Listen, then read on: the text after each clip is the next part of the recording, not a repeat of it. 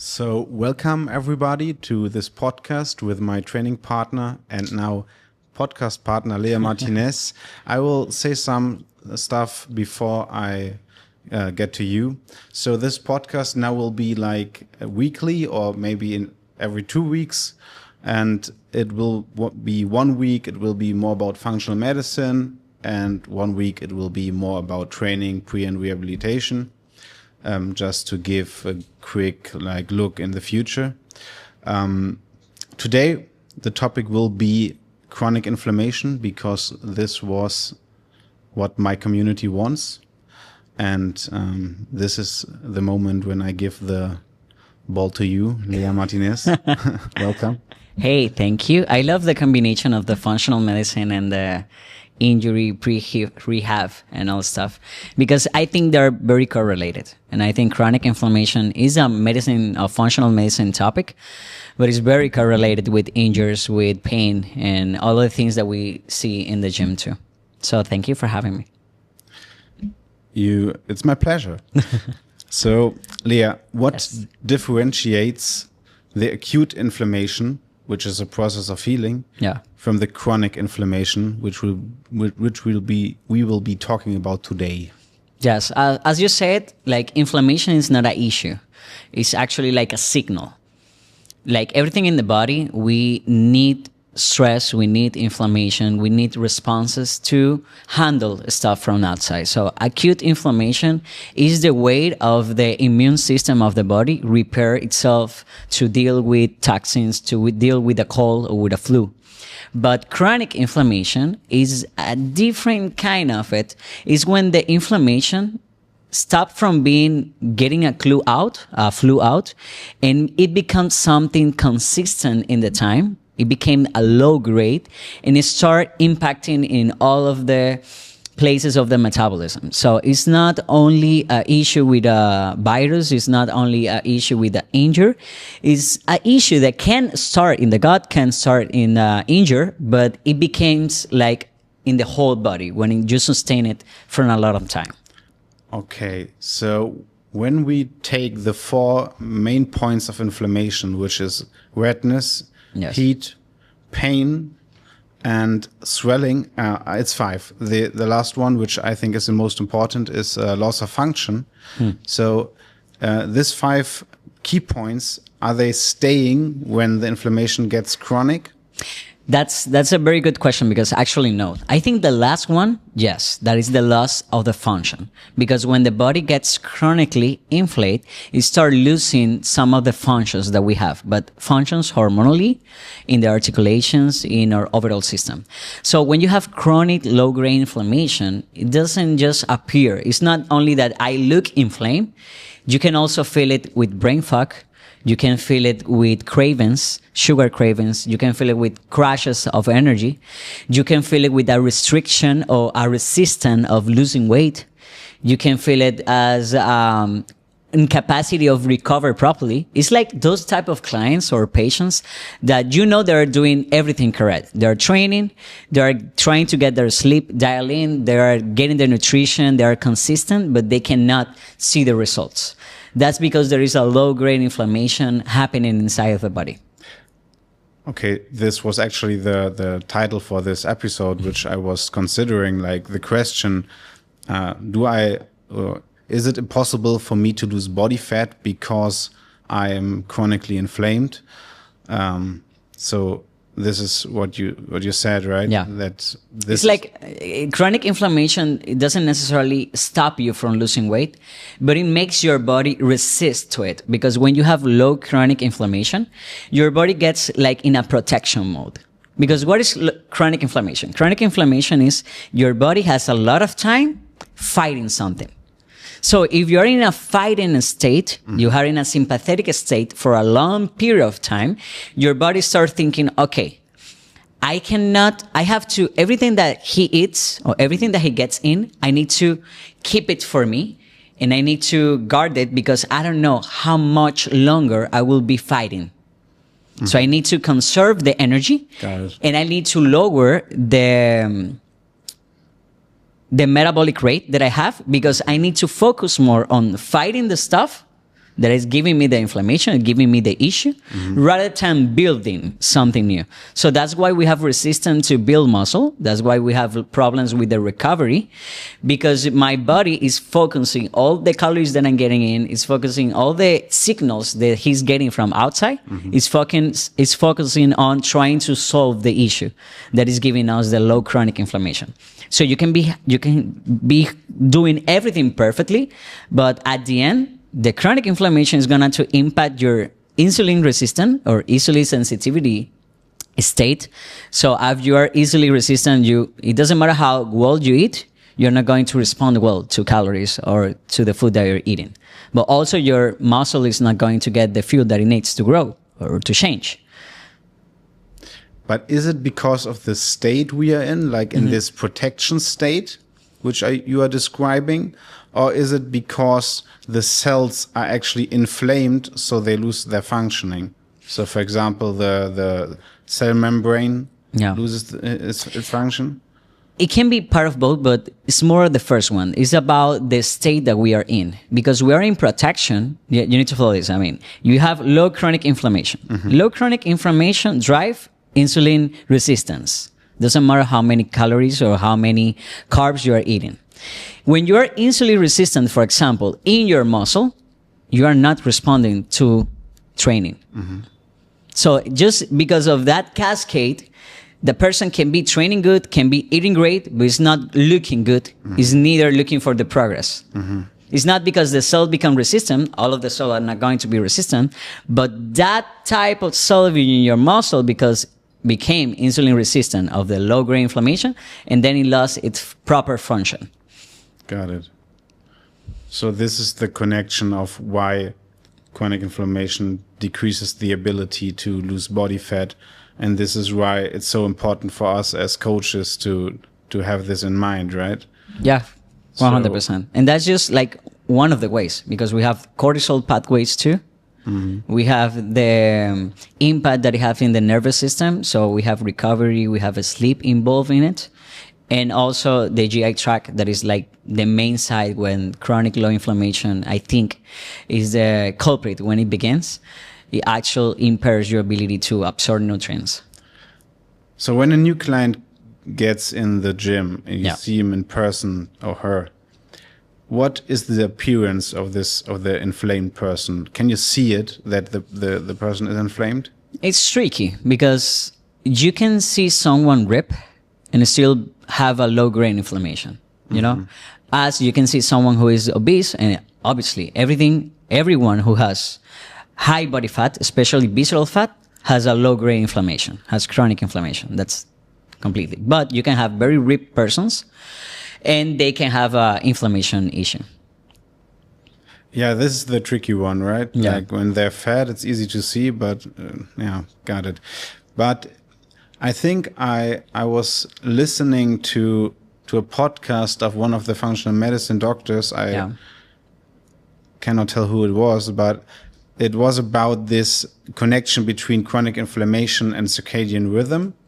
And she said like that the clients with chronic inflammation have a bigger waist to hip ratio. Yes. Like the waist is bigger than the hip. Yes. This is correlating with visceral fat, I guess. Yeah, exactly.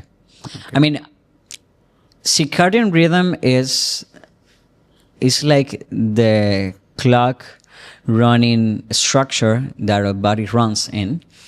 And when you have low-grade inflammation, that person is, I'm pretty sure, has more than 90% of possibilities to have a dispersed sleep, to have issues with food intake and with GI intake and with cortisol. So at the end, you will impact how and the rhythms of the person and the rhythms of the hormones too. So maybe you have the correlation, but low chronic grain inflammations correlates directly to a cortisol dysregulation, and cortisol dysregulation correlates to an increase in visceral fat. So you get the hip to waist ratio. Yeah, and cortisol impacts the rhythm. Exactly. And cortisol impacts the rhythm at the end. So you have high cortisol in the night, then you cannot get sleep enough, or you get to sleep, but you wake up several times at night, or you get to sleep, you sleep the whole night, but you wake up tired, then that can be a circadian disruption. Got it. So it's tricky to see that someone is inflamed. Exactly. But what is the person experiencing? What is the main symptoms they cannot accept? I think there are several ones. I mean, if we go from the head to the toes, the first one is that they feel brain fog and they feel energy crashes. So it's someone that can sleep the whole night, but in the middle of the day or in the middle of the evening, they have a crash and they need sugar or they need caffeine to wake up. The third thing that can happen is that resistant of losing weight or are resistant of building muscle. So it's not necessary that you need to be fat, but it's when you are doing everything correct or when you know that your routine works, but suddenly it stopped working. So you're eating the same thing, you're training good, you have your recovery dialed in, but you're not progressing. That may be a sign of low-grade inflammation. The fourth one will be like a GI distress. So inflame, or you feel like you are bloated after meals, or you get sugar cravings after meals, or you feel your digestion is low, or you have impairments in your poop. So sometimes it's diarrhea, sometimes it's like stool movement, like in the Bristol chart is number 1, number 2, number 3. So you have like GI distresses from now on. And I think one of them is also joint pain, that you are very knowledgeable in that area. When you have low-grade chronic inflammation, even though if you don't have injury, you can feel like your joints are stiff, or they have a little bit of swelling, a little bit of pain. Also in your lab markers, you can look for, I think it is HSCRP, the PCR ultra-sensitive protein. In Spanish, we have something that's called eritrosedimentación. So I think it has to be something like that in English. And you can also look for ferritin. So ferritin, when you have high ferritin, is correlated to oxidative stress, is correlated to inflammation. Oh, really? The high one? The high one, yes. The low one, too. But low one, you can correlate it more for deficiencies. Vitamin deficiencies. It's something in the iron Exactly, cycle. because the ferritin is the protein that guards the iron. But when you cannot move the iron around your body, is because you have some issue with your gut, with your liver, or the way to detox. And I think the last one will be like any indicator of gut permeability. So sonulin or called practictin fecal, those are a good biomarkers to see if you have the gut lining getting you low-grade inflammation. Got it. I need to ask this. Yes. You always say low chronic inflammation. Yeah. Is there no high chronic inflammation? Yeah, I think it is, but you can see it. When you have high chronic inflammation, most of it is acute. But you can see it right away. I mean, it's when you wake up with the puffy eyes, or at the end of the day, you have your feet swollen, you have your hands swollen, or you cannot fix your rings in the morning or in the night. I mean, you can see that. But the low-grade chronic inflammation is the one that you don't see, but you can feel it. Yeah, you mentioned that I am the master of joints. Yes. But when I think about chronic inflammation, I think not directly about the joints. Okay. It's true. It's absolutely true. But what I did in my career as a physiotherapist, like back in the days, I can say that now. I'm so happy I can say that now. Is that when I touch someone and I take the skin, you can feel directly if there's inflammation. If you cannot pull the skin off, it's inflamed. It's inflamed, yeah. And it's like, it can be chronic for sure, but it's also very local. Like, for example, when you have someone with a liver problem, you cannot pull the skin here. Or someone with a stomach problem, you cannot. It will always be more, and it will be harder to get, or you cannot get it. You did biosignature? No, I didn't. I know the basics, and I know how to take but I didn't do the program. Okay, so I did it like 2 or 3 years, like 20 measurements in the week.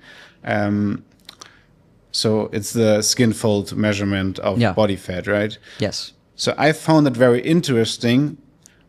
For sure, the body fat was interesting, but also interesting was to see in which parts of the body you cannot pick yeah. And imagine which part is the most difficult to get the skin fold. Adivina. Like the posterior chain, like the one that you get from the femoral for the hamstring. Yeah. The legs. The back, the legs from behind, like the posterior. Okay. That's the most difficult, but it's also very difficult in a lot of cases to grab the front leg. The front leg, yeah, and the belly can be very, very difficult. Like you cannot even. There are a lot of men, especially men, where you cannot. There's nothing to take. There's no skin fold. I got you. And I'm super sure, and my experience says that it's always a sign of high inflammation, and there's a lot of pain when someone like Kelly Starrett, one of my first idols in physiotherapy. You know Kelly Starrett? No, I don't know. He is the founder of San Francisco CrossFit, and he wrote the book "Becoming a Supple Leopard." Okay. Doesn't matter. He was the one who was talking about flossing and treatment of fascia. Okay. Doesn't matter. What he said was that not inflamed tissue not hurts at all. Not at all. For example, when I get to your neck and grab it and it hurts, that's a sign of inflammation. Okay. There is no uninflamed tissue, which gives a lot of response to. Gotcha. Yeah, makes a lot of sense. So this is why I first think about soft tissue, because in my thinking process, joints get the problem in the second step when the soft tissue is not taking the task. They cannot. Yeah, you got it. They cannot handle the stuff, and you see that too with cellulitis also. That's how you say that? Yeah. Cellulitis? Mm-hmm. Yeah. So cellulitis is an inflammation problem. You can see it mostly in women because it's also correlated with hormones, but at the end it's an inflammatory process in the skin. So when you see stuff like cellulitis, you know that people have some level of inflammation, and you can see it all the place. You can see it in the belly, you can see it in the legs, that is most commonly, but you can see it in the arms too. So when you see that rubbish or different skin in you, and now you say it, when you feel it too, there is completely correlation sign to inflammation. Can you heal it? Can it be better? Yes, completely. I mean, cellulitis, I was talking about it this morning. Cellulitis is an inflammatory issue that has some correlations to toxins and the ability to the person detox. So it's like two-way pathways. I think most of the cellulitis issue are also a GI issue. Mm-hmm. Because the GI, when you have problem in the gastrointestinal and when you have problem in your gut, you get a leak of toxins. So you get something in your blood that is not supposed to be there. It can be good. It can be rice. It doesn't matter. But if you get it undigested, it's bad for your system, and your system is going to respond with the inflammation. So the GI distress or the GI's stuff also leads to inability or a dysfunction of the elimination process. Mm-hmm. And also gets you, it's like a three facets. So you get a leak in your gut, so you can have undigested stuff in your blood. Mm-hmm. That gets trigger inflammation right away. In the second part, you get the issue with eliminating the toxins, because you get the third part of the gut process of the digestions, the elimination, the pooping process, it gets damaged. But at the same time, you get the third one that is a inability to absorb nutrients properly. So when you have a gut issue, you have a stomach issue. When you have a stomach issue, you cannot absorb B vitamins, you cannot absorb zinc, you cannot absorb a lot of stuff that allows your system to detox. So when you solve that leak, that's how I say it, you get a difference in the skin right away. Liver is also a big mover that is move around with the gut. Mm-hmm. And the second part will be hormones. But you know that also you can have hormone imbalance due to a toxic burden or to inability to detox properly. Mm-hmm. So the correct would be the liver detoxes. Yeah. And then the gut eliminates the toxins. And no. Yeah, it's a correlation because, I mean, you get the nutrients that the liver needs via the gut. So if the stomach and the gut is not absorbing the nutrients, then the liver cannot function and cannot do the detox process. Okay. It's difficult to say what Exactly. It's like the chicken and the egg. It's difficult to say, but the both of them plays a major role. Yeah, but maybe this is the beauty about the chronic inflammation, that you can start with whatever you want to decrease the inflammation, right? Yes. How do you start? Okay, if I have low-grade inflammation, I think the first stuff will be look to the gut. That will be the first one. Because you need to fix your gut barrier, because everything that you get leak in your gut barrier is going to activate inflammation. It's going to activate your immune system. Mm-hmm. It doesn't matter if it's good. It can be a steak from the mountains, I don't know, grass-fed. If you get it, maldigestion in your gut, and then you get inflammation. Mm-hmm. So fix the gut first. That's the first thing. And to fix the gut, you need to have a lot of glycine. You need to have a lot of collagen. Whole foods, eliminate the inflammatory ones.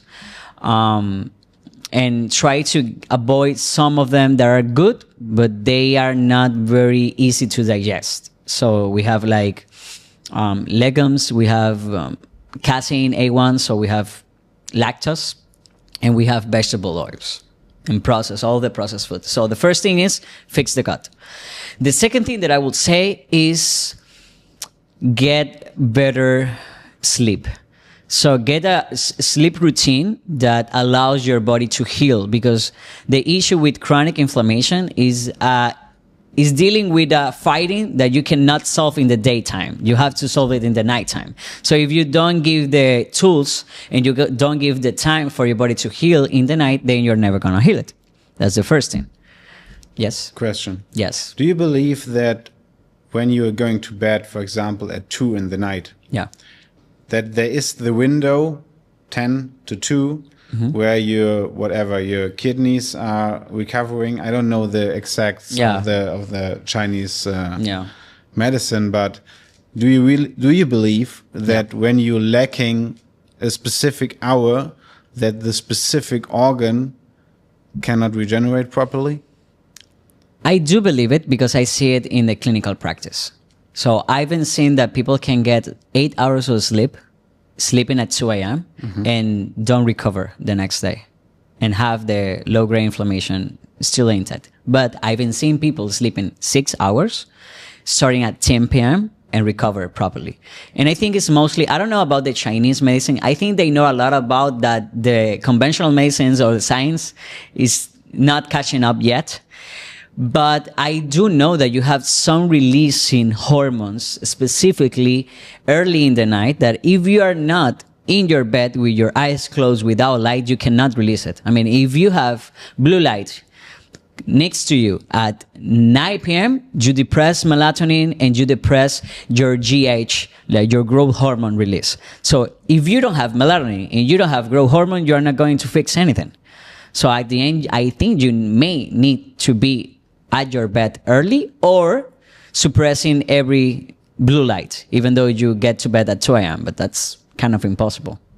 Yeah, I would underline this. I have a new client, 2 or 3 weeks now, and she started with me, and mm-hmm. she has like very tight tissues. Okay. You can see it. I don't even need to touch her. I see that her body is inflamed.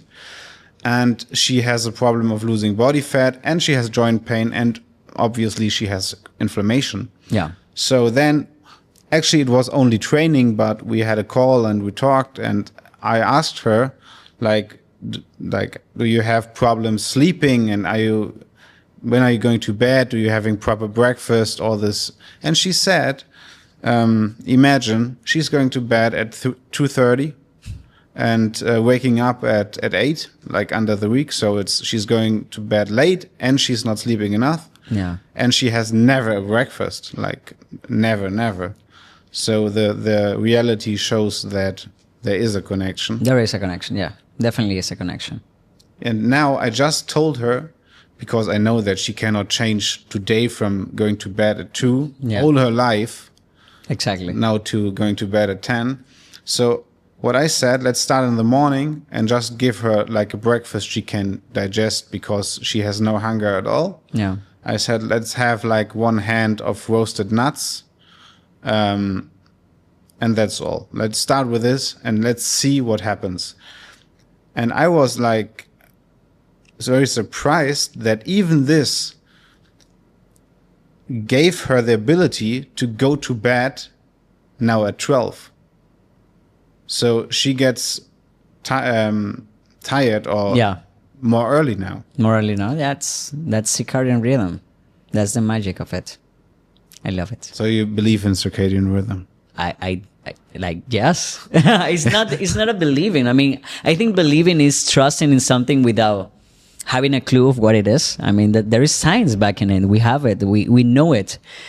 There are Nobel prizes regarding circadian rhythms. I mean, there is a Nobel prize because of circadian rhythms. Okay, let me explain what I meant with believing. Okay. There's a lot of stuff we would agree on. Okay, yeah. But there's also stuff I know it's true, maybe on the paper, but I'm still not doing it and not believing in it. You know what I mean? Yeah, I got you. So I saw a big difference in myself first because I tried myself.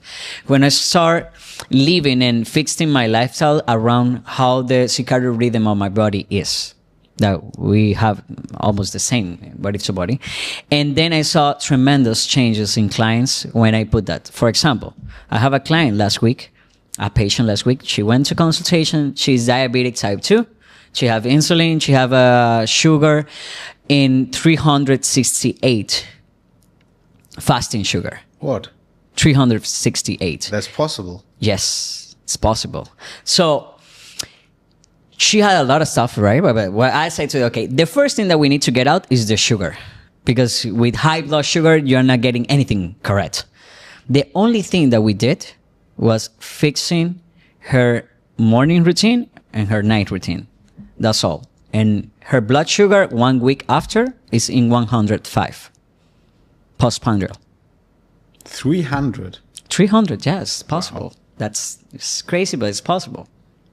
That's crazy. Yeah. Just by aligning the rhythms and just by sleeping early and just by getting sunlight in the morning, she dropped 200 nanograms of glucose in fasting. What are the 5 key points of improving your circadian rhythm? Oh, no, let me give you another question. Okay. There are people saying, I'm an owl. I'm a person who is awake in the night and I hate the day. Yeah. Is it a real thing or is it just a broken system? Okay, in the papers it says that you can be an old person, but what it says that you can have a difference from 2 hours from day people. Okay. Not 4, 6, or 8 hours.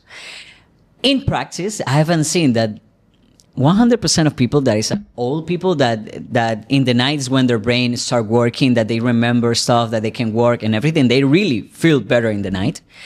But it's because they have chronically in their timeline, wake up late, start late the day, don't eat in the morning, and then at the night they have the full release of cortisol and other hormones. Yeah. So you hate mornings because you don't sleep. That's the main thing. So I say to them like, I got you. I know that you feel better in the night. You're refreshing. You can work, everything, blah, blah, blah, blah. But that's not your 100% capacity. I mean, you're working at 20% capacity. If you start getting sleep earlier and you wake up earlier, you will get your full capacity and cognitive capacity, muscular capacity, everything. So it's going to be better. True. Yes.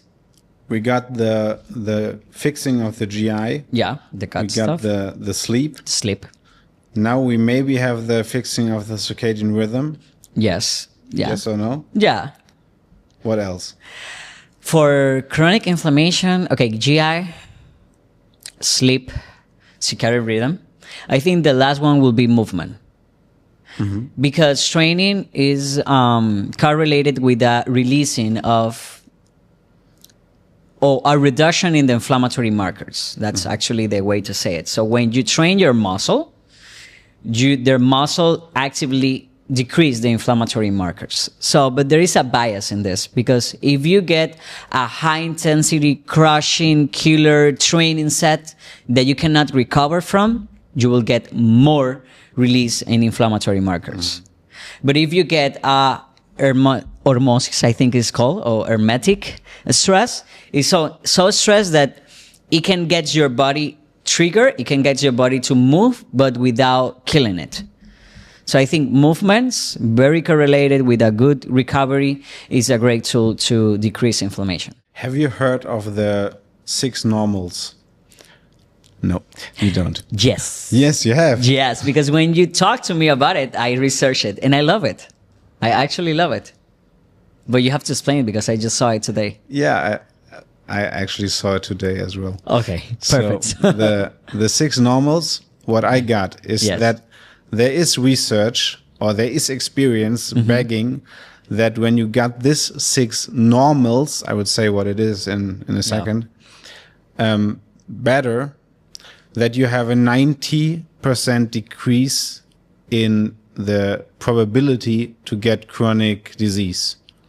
Whatever it is, heart problems, liver problems, lung problems. And the 6 normals, let's try, is getting down your blood pressure. Yeah, normal blood pressure. Getting down your ABH-C1. Okay. That's glycinated hemoglobin. Yeah, the glycerated hemoglobin.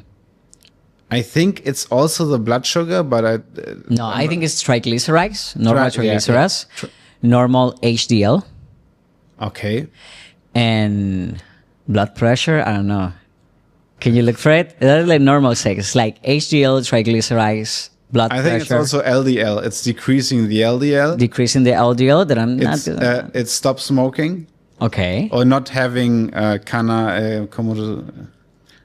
marker in the blood who's saying that you are in contact with smoke. Okay. Like can be that your husband or your wife is smoking. Okay. And the last one is the ability to regulate your stress. I don't know if we have all the 6. Yeah, I think we do. Yeah, I also believe it. Yeah, well, I think that I love the concept when you bring it to me, because it actually summarizes. If you have those things right, you don't have chronic inflammation, you don't have insulin resistance, you don't have stiffness in your body. It's actually the predictor of longevity. Yeah, and it makes it easy to make a target for. Exactly, I love that. A 90% decrease. It's a lot. It's a lot. The guy who was talking about it was Michael Roizen. You know him? Yeah. And he said that they give their employees in the clinic incentives, financial incentives, to decrease their normals or to make them better. Wow. And it's worth it because the people are less sick. Yes. So the hospital it makes money with giving the people a lot of money for being more healthy. Yeah, that's incredible. Do you think all these markers go down when you decrease chronic inflammation? Yeah, definitely. Completely. I think the LDL, I have a bias in the LDL because you have some genetic differentiations with the LDL, and the correlation with high LDL and cardiovascular disease is already dumped. I mean, there's no correlation with high cholesterol and cardiopathologies. It's actually the contrary. But I do know, and I haven't seen in practice, that when you have inflammations, your cholesterol levels, like all of them, gets a little bit alterated. And when you decrease the inflammation, the cholesterol levels go back to baseline. Yeah, I thought it's just the correlation or the correlation. Not the correlation. Like you want high HDL. Yeah. Or LDL both. Yeah. And low triglycerides. Exactly. Correctly. And low insulin. Triglycerides is your stored body fat. Exactly. And the last one was? What did you say? About what? Okay, I misunderstood. Everything's No, good. yeah. But I was saying that when you have inflammation, you can have alteration in your lipid profile. Ah, So at the end, you have a correlation. I've seen that, for example, when you have virus or you have a bacteria, you have an infection ongoing, you will have an increase in HDL, but like spike in HDL. When you see HDL in 80s, 90s, 100, there is infection going on because there is like a acute response of the body to deal with the issue. So you get a little bit of spikes in your lipids profiles, but with low-grade inflammation, I think it's not much correlated. I think that's what we wanted to talk about the 6 normals. Yeah. And I think we have the answer to the question if chronic inflammation is the reason why I cannot lose body fat, even though I'm on diet. Maybe being on diet is one of the reasons for the chronic inflammation, like a calorie restricted diet. Yeah. Because when we repeat what we said, it's more important. And you said it last time when we talked about peptides. It's more important when to eat, Yeah. and not what you eat, and not so important how much you eat. Exactly. Yeah. And I see mostly in women's, when you get a lot of restriction, I think at the end, the body cannot read calories when it's also reading problems.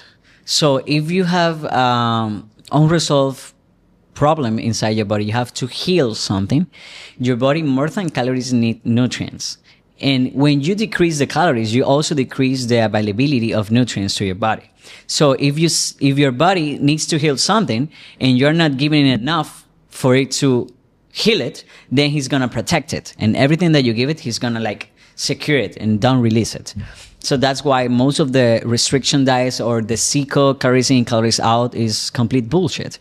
Because when you are damaged inside, when you have chronic inflammation, when you have gut issues, when you have hormonal issues, hormonal balance, you cannot get the math right. It's not that thermodynamics doesn't apply here. It applies. The thing is that us as human doesn't have the tools to actually know the requirements for our body when we have some metabolic issues. Yeah, and it's the typical picture of someone who wants to lose body fat. Yeah. Is to eat a very low amount of calories, trains a lot too hard.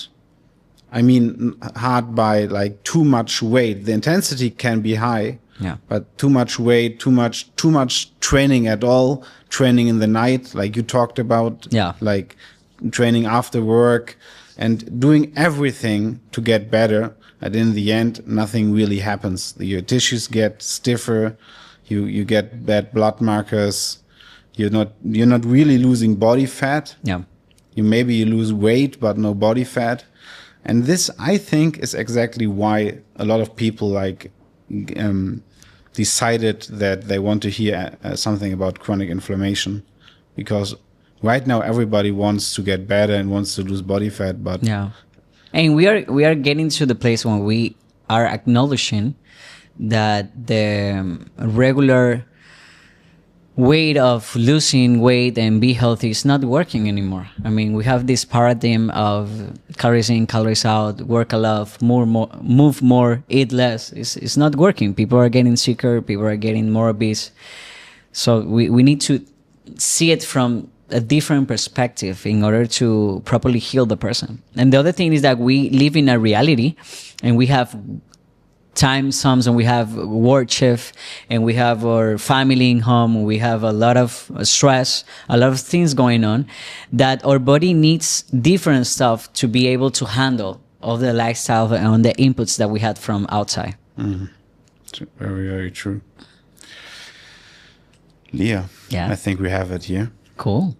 Love it. Thank you so much for Thanks being to you. here to fight against the rain. We arrived Yeah. here both very Yeah. mojado. Very mojado, yes. It was a pleasure to me. So what happens now to me is that I lose some English words and I only know the Spanish word. We need to do one in Spanish. Yeah. Next year. See you next time. Thank you.